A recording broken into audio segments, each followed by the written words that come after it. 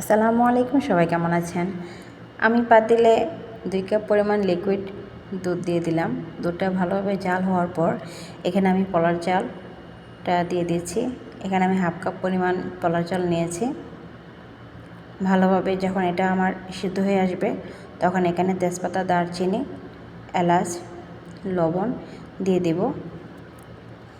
কিছুক্ষণ রান্না করার পর এখানে আমি হাফ কাপ পরিমাণ চিনি দেব। বেশি পরিমাণ চিনি দেব না, আজকে আমি আমের পায়েস রান্না করছি। তারপর এখানে দিয়ে দিব নারকেল কুড়ো। আর আমি আগে থেকে আমটা রেডি করে রেখে দিয়েছিলাম, একটা আম দিয়ে দিলাম। পেস্তা বাদাম, কাজু বাদাম দিয়ে দিয়েছি, ভালোভাবে নেড়ে নেব। তো আলহামদুলিল্লাহ আমার রান্নাটা হয়ে গেছে। এখন আমি চলে আসছি আপনাদের সামনে পায়েসটা নিয়ে। দেখুন কত সুন্দর কালার হয়েছে। প্লিজ প্লিজ প্লিজ আপনারা বাসায় ট্রাই করবেন। এটা খুবই একটা সুস্বাদু একটা খাবার। আপনারা প্লিজ ট্রাই করবেন। আল্লাহ হাফিজ।